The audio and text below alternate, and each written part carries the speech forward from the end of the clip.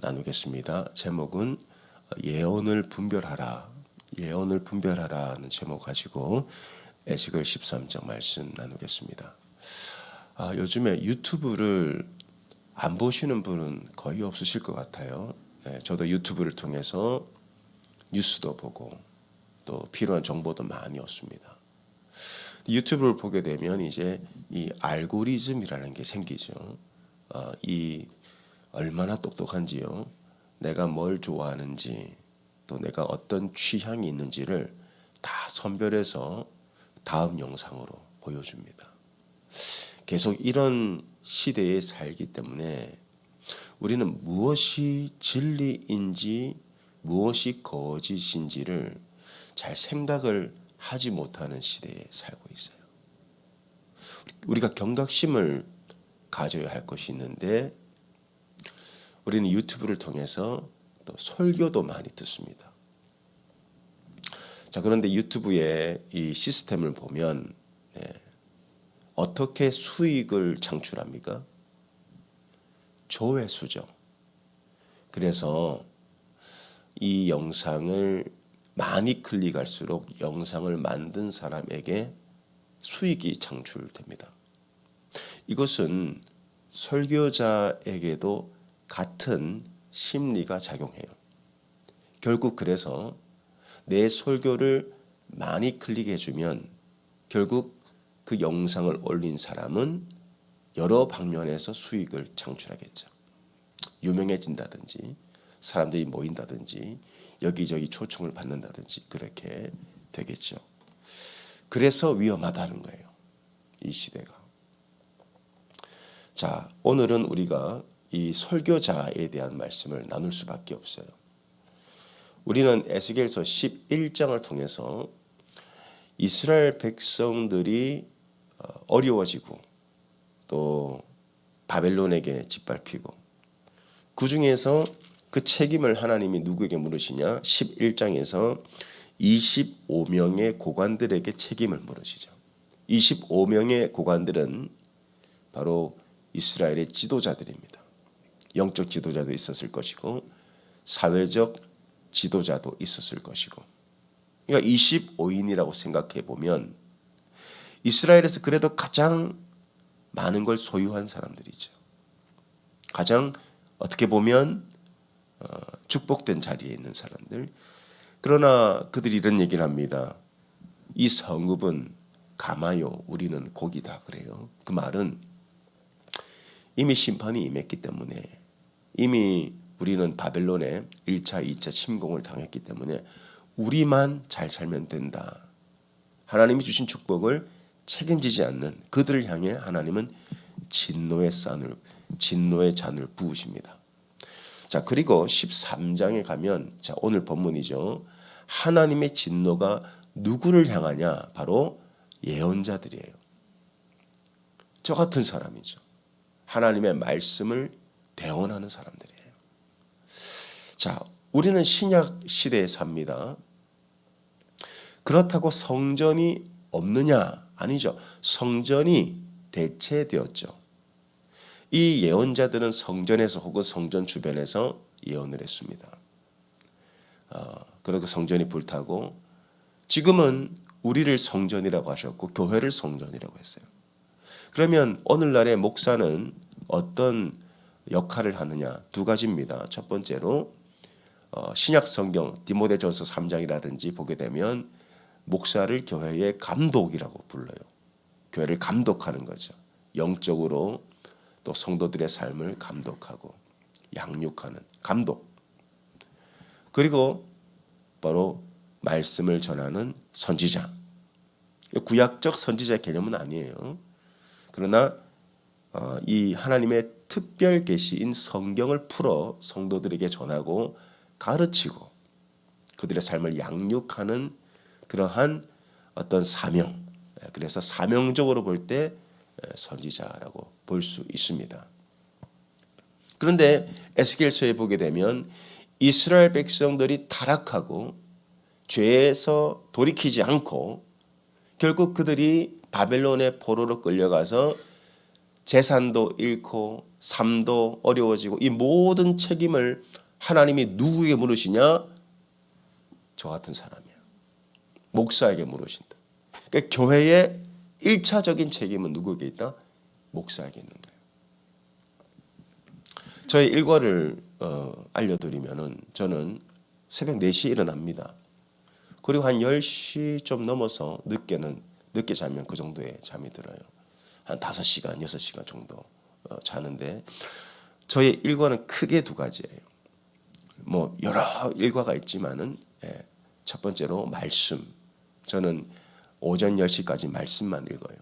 새벽 예배 끝나고 그리고 사역을 하고 또 짬이 나는 대로 설교를 준비하고 또 많은 책들을 읽습니다. 이제 두 번째로 저의 일과를 보면 저는 건강 관리를 열심히 해요. 왜 건강 관리를 열심히 할까요? 제가 조수미 씨 한번 영상을 본 적이 있어요. 그분은 노래하는 사람이에요. 그분이 한 번 노래를 하면 수천만 원을 받아요. 한 번 노래하는데. 그러니까 약속이 정해지면 공연이 정해지면 그때부터 건강관리, 목관리. 감기 걸리면 노래 못하잖아요. 자, 그 영상을 보면서 최소한 목사가 그 정도까지는 아니더라도 그 정도 프로페셔널리즘은 가지고 있어야 되지 않을까. 그래서 저는 감기 안 걸리려고 묻어내를 써요. 좋은 거 많이 먹고요. 운동 열심히 하고요. 체중 관리하고요. 왜 그렇게 하냐? 오래 살려고 하는 게 아닙니다.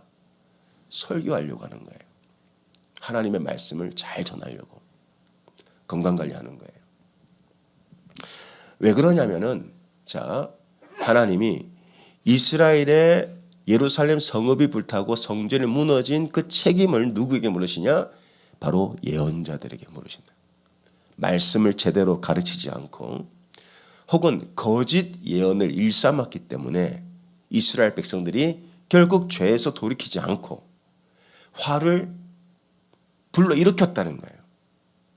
여러분, 우리는 그래서 죄에서 돌아서야 됩니다. 죄는 하나님의 화를 불러일으켜요.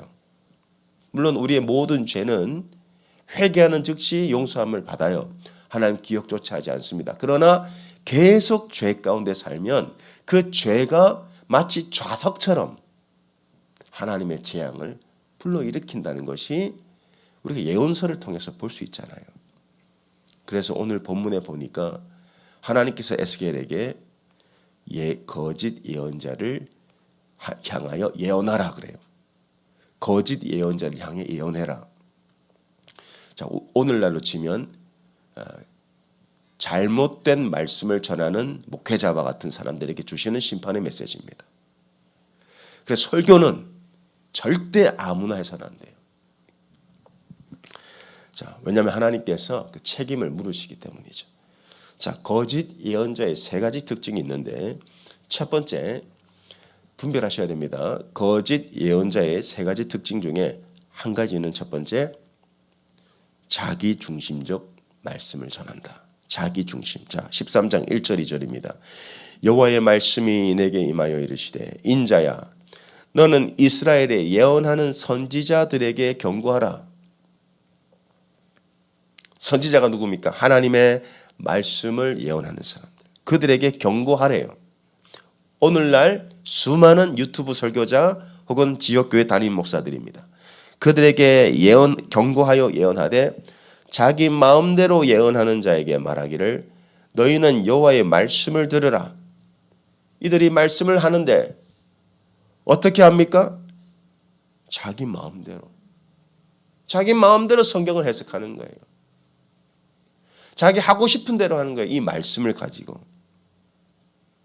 어떻게 설교를 하냐 보니까 3절 주 여호와의 말씀에 본 것이 없이 자기 심령을 따라 예언하는 어리석은 선지자에게 화가 있을 것이다.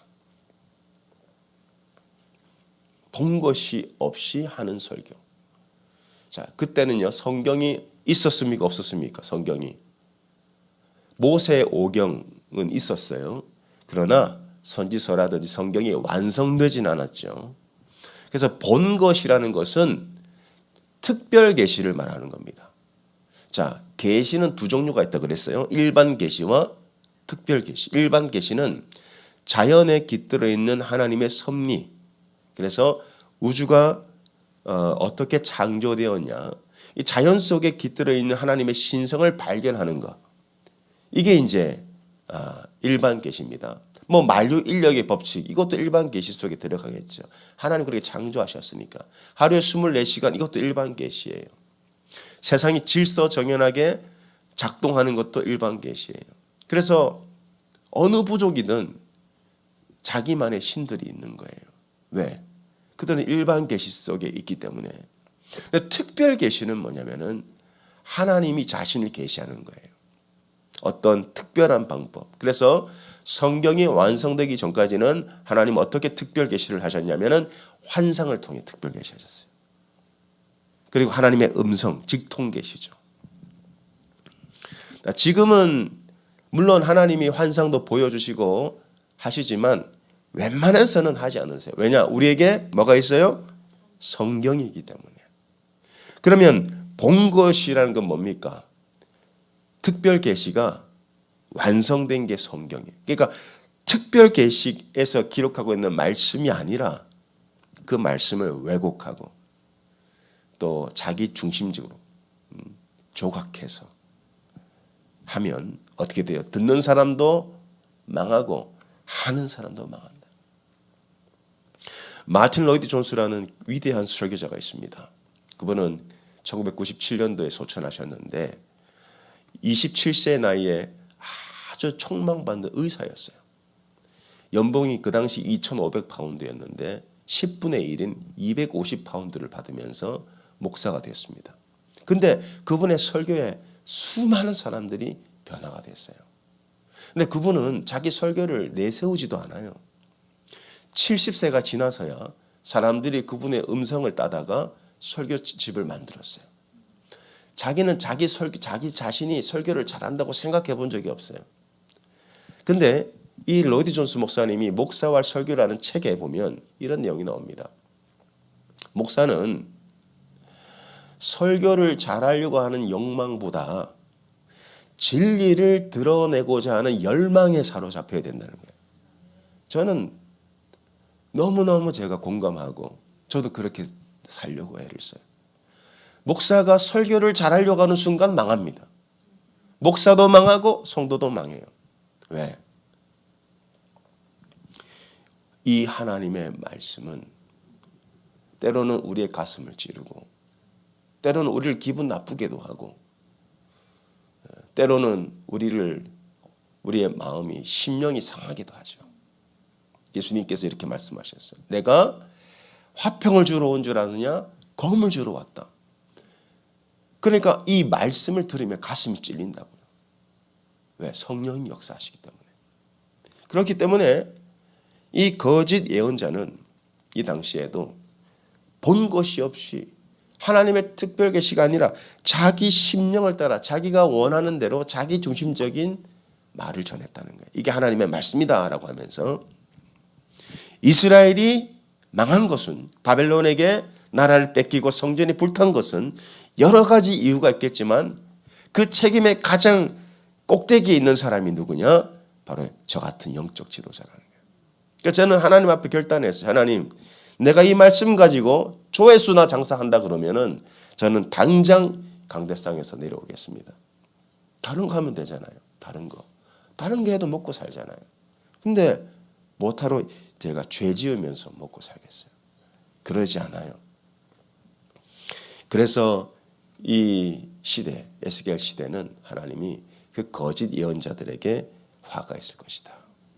그래서 목사가 설교 잘못하면 굉장히 하나님이 이 회초리를 드신다. 저는 이 말씀이 너무 두려워요. 그래서 제대로 하려고 애를 씁니다. 두 번째로 거짓 선지자의 특징은 사람 중심의 말씀을 전한다. 첫 번째는 자기 중심, 두 번째는 사람 중심이에요. 듣는 사람 중심으로 한다는 거예요. 자, 6절부터 10절까지를 보겠습니다. 여호와께서 말씀하셨다고 하는 자들이 허탄한 것과 거짓된 점괘를 보며 사람들에게 그 말이 확실히 이루어지기를 바라게 하거니와 그들은 여호와가 보낸 자가 아니라. 자, 그들이 뭘 말합니까? 사람들이 바라는 거. 그걸 하나님의 말씀이라고 얘기해 주는 거예요. 7절 너희가 말하기는 여호와의 말씀이라 하여도 내가 말한 것이 아닌즉 어찌 허탄한 묵시를 보며 거짓된 종교를 말하는 것이 아니냐. 그러므로 주 여호와께서 이같이 말씀하셨느니라. 너희가 허탄한 것을 말하며 거짓된 것을 보았은즉 내가 너희를 치리라. 주 여호와의 말씀이니라. 그 선지자들이 허탄한 묵시를 보며 거짓 것을 점쳤으니 내 손이 그들을 쳐서 내 백성의 공회에 들어오지 못하게 하며 이스라엘 족속의 호적에도 기록되지 못하게 하며 이스라엘 땅에도 들어가지 못하게 하리니 너희가 나를 여호와인 줄 알리라. 이렇게 칠 것은 그들이 내 백성을 유혹하여 평강이 없으나 평강이 있다 함이라. 어떤 사람이 담을 쌓을 때에 그들이 회치를 하는도다.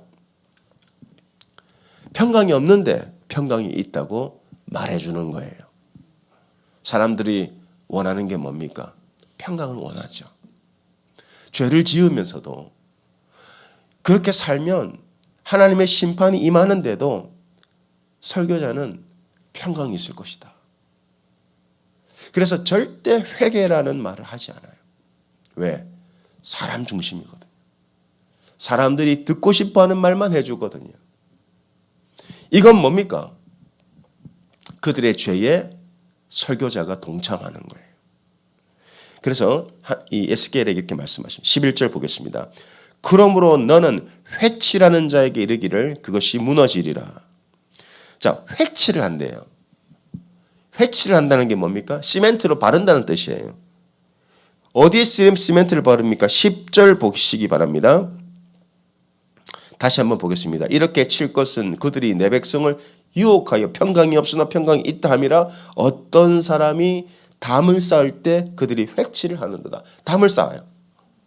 근데 이 말씀에 보면 이스라엘 백성들이 어떤 담을 쌓습니까? 하나님의 진노의 담을 쌓죠. 뭘로? 그들의 죄악으로. 우상 숭배, 은밀한 죄, 그런 죄악의 담을 쌓고 진노의 담을 쌓는데 설교자는 아이고 잘한다. 화평이 있을 것이다. 하나님이 당신들을 축복할 것이다. 그럼 뭐예요? 거기다가 회치라는 거라고. 거기다가 시멘트 발라주는 거예요. 그게 뭡니까? 그들의 죄에 설교자가 동참하거나 혹은 방조하거나 혹은 가담한다는 거예요.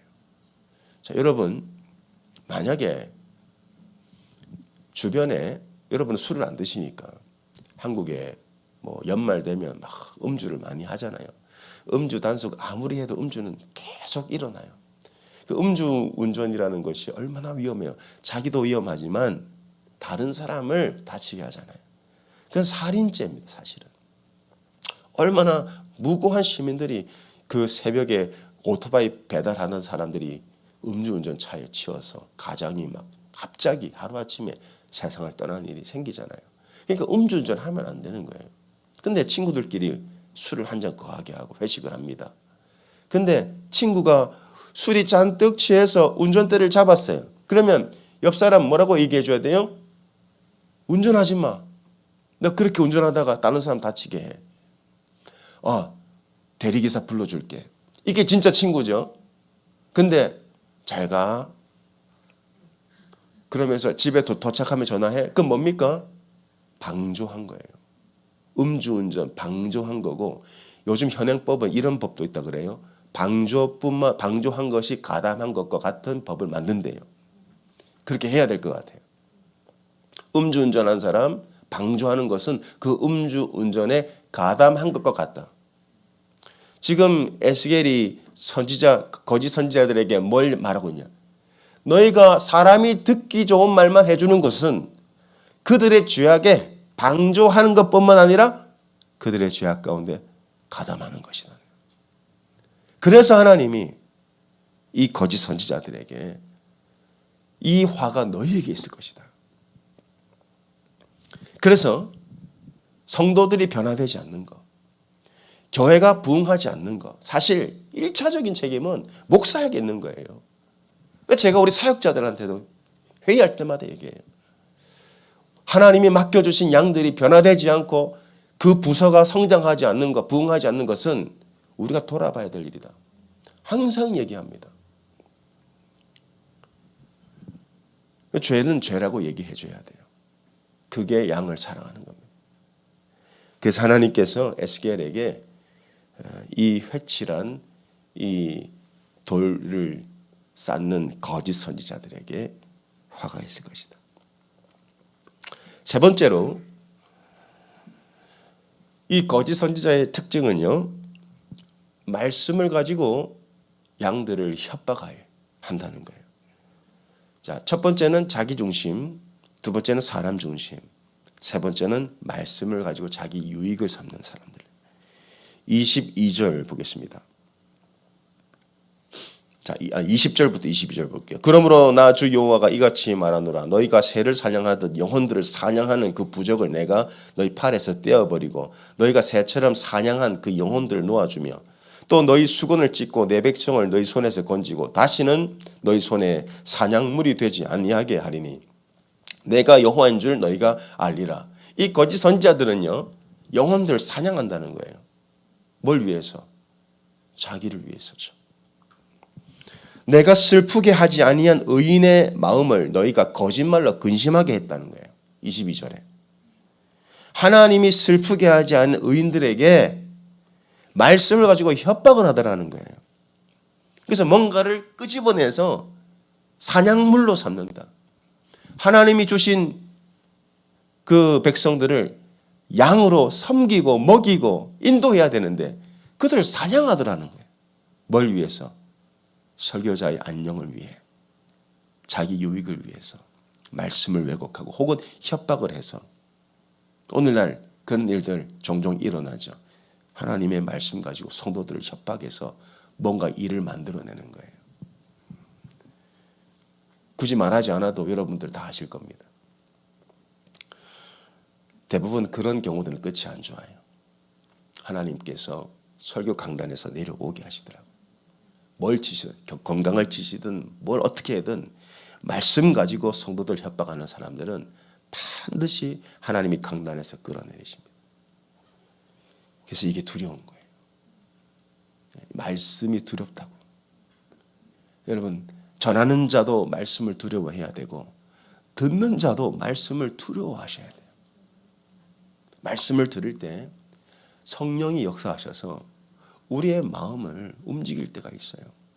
그러면 그때 성령님께 여러분 순종하셔야 돼요. 이건 사람이 하는 게 아닙니다. 아니, 사람이 할 것 같으면 그냥 집에서 유튜브나 보고 그냥 있죠. 우리가 왜 새벽에 이 먼 거리를 운전해서 비를 뚫고 오겠어요? 우리가 이 자리에 모인 것은 하나님이 계시다는 것을 믿기 때문이죠. 두세 사람이 내 이름으로 있는 곳에 내가 그들 가운데 있을 것이다. 고린도전서 3장 16절에 너희가 그리스도의 성전이 아니냐 그랬어요. 그래서 여기는 건물이 아니고 성전인 거예요. 왜? 성전들이 모여 있잖아요. 성령이 이곳에 있지 않습니까? 그래서 이곳이 성전인 거예요. 그래서 우리는 두렵고 떨림으로 하나님 앞에 서는 거예요. 그럴 때 그 말씀이 역사하는데 그 말씀이 역사하면 우리 안에 놀라운 치유가 일어나요. 우리 안에 회복이 일어나고 그 말씀으로 여러분이 돌아가면 그 말씀 안에 담겨있는 약속이 여러분에게 임하고 그 약속을 맛봐야 되는 거예요. 아, 내가 진짜 말씀대로 살았더니 그 말씀 안에 약속하고 있는 것이 내 삶 가운데 이렇게 이루어지는구나. 여러분, 말씀은 이루어집니다. 성취되는 게 말씀이에요. 그래서 여러분 유튜브로 설교 많이 들으시죠? 들으셔도 좋아요. 저도 들어요. 근데 분별하시라고요. 사람들은 말로는 다 할 수 있어요. 근데 여러분 삶을 검증했습니까? 말은요 누구나 할 수 있어요. 절대 삶은 거짓말 못해요. 근데 여러분들이 듣는 유튜브 설교자들 그분들의 설교는 들었지만 삶을 봤나요? 진짜 그 설교를 준비하기 위해서 어떤 삶을 사는지 여러분 보셨습니까? 우리 그거 모르잖아요. 근데 그 몇 사람의 설교만 계속 듣고 그것이 내 신학으로 정립되면요. 여러분의 이 신앙은 굉장히 균형을 잃게 돼요. 막 축복만 말하는 사람들의 설교를 들으면 나는 내 죄를 볼 수 있는 길이 없어요. 근데 또 어떤 분들은 이 가지고 계속 성도들을 막 협박해요. 그 구원의 확신까지 막 흔들어요. 그래서 어떤 막 사역에 막 매이게 만들고 영혼을 사냥하는 게 내 눈에는 보인단 말이에요. 그러니까 어떻게? 결국은 말씀으로 갈 수밖에 없다. 하나님이 우리에게 특별 계시를 주셨어요. 그래서 저는 결단하는 거예요. 이제 새벽에 하루에 한 장씩 있는 그대로 성도들을 가르쳐야 되겠다. 새벽에 나오시는 분들은 특별히 새벽에 하루에 한 장씩 우리가 어떤 이 말씀을 만나더라도 가감 없이 하나님이 더하지도 말고 빼지도 말라 그랬어요. 이 가감 없이 하루에 한 장씩 내년에도 이제 이렇게 할 생각입니다. 그래야 우리가 바뀔 것 같아요. 왜? 말씀을 통해서 우리가 변화되니까.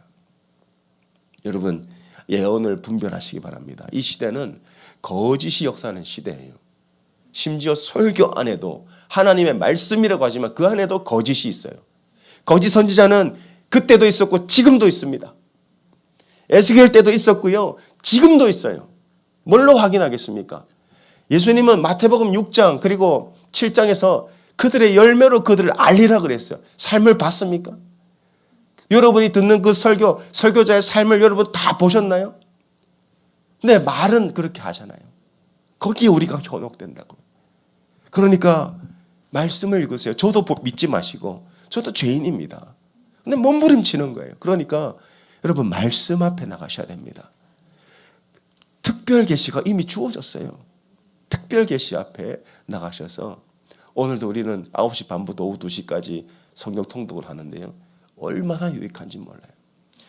이게 시간이 안 돼서 못 하시는 분들은 괜찮아요. 제가 이제 에스겔서가 끝나고 내년부터 새벽 예배 때마다 창세기면 창세기 책을 정해서 하루에 한 장씩 할 겁니다. 그럴 때 이 말씀이 우리 안에 축복을 불러온다고 성경은 약속하고 있어요. 그래서 여러분 말씀대로 우리가 듣고 말씀대로 살 때 그 말씀 안에 있는 하나님의 약속이 뭡니까? 회복, 축복이에요. 그것은 반드시 회개 이후에 주어지는 겁니다. 그 회복과 축복이 여러분의 삶 가운데 항상 함께 하시기를 예수님 이름으로 축원합니다. 하나님, 이 거짓이 난무한 시대에 주님 2500년 전에도 거짓 선지자는 성전 주변을 맴돌았고 오늘 이 시대에도 이 교회 시대에도 거짓 선지자는 나를 비롯하여 거짓 선지자는 어디에나 있습니다. 주님 도와주십시오. 우리가 그 말씀 앞에 두려워하고 말씀대로 살기로 결단합니다. 말씀 가지고 내 마음대로 풀거나 사람들이 듣고 싶은 말만 하거나 말씀 가지고 성도들 협박해서 그들의 올무에 빠뜨리는 그런 일은 이 코너스톤 교회와 이 달라스 지역에서는 일어나지 않을 것을 믿습니다. 주님, 하나님 이 목회자들이 깨어나게 하여 주시고 하나님 양들을 사냥감으로 보는 것이 아니고 섬기고 선한 목자처럼 생명을 들여서 그들을 살리는 그러한 교회들이 하나님 이 달라스 지역에 또 우리 코너스톤 교회 가운데 일어날 수 있도록 주여 도와주시옵소서. 특별히 오늘은 우리 지역 교회들을 중보하기 원합니다. 우리 함께 기도하겠습니다. 아버지 하나님, 주님 이 시대를 주님께서 긍휼히 여겨주시옵소서.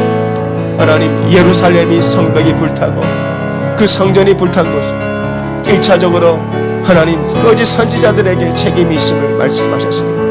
하나님의 말씀을 우리가 잘못 전해서 하나님 양들이 하나님 그 죄 가운데 빠져도 그들의 돌무더기 위에 회치를 더하는 그 죄를 방조하고 가담하는 하나님 그러한 시대, 하나님 자기 마음대로 성경을 이렇게 저렇게 붙이고 하나님 이렇게 저렇게 사람 뜻대로 말씀을 전가하는 시대에 하나님 주의 종이 부름을 받았습니다. 주님, 하나님 말씀을 있는 그대로 하나님이 원하시는 대로 성령님이 계시한 대로 증거하는 교회들이 일어나게 하여 주시옵소서. 달라스에 있는 모든 교회들이 진리에 붙들려 하나님 진리대로 살아갈 수 있도록 하여 주시고 하나님의 진리가 아닌 것은 다 잘라낼 수 있도록 하나님 도와주시옵소서. 우리 성도들 하나님 말씀 앞에 나가기 원합니다. 말씀으로 살아나기 원합니다. 말씀으로 일어나기 원합니다. 주님 그 말씀 안에 기록된 대로 살아갈 때 하나님의 약속이 우리의 삶 가운데 이루어지게 하여 주시옵소서.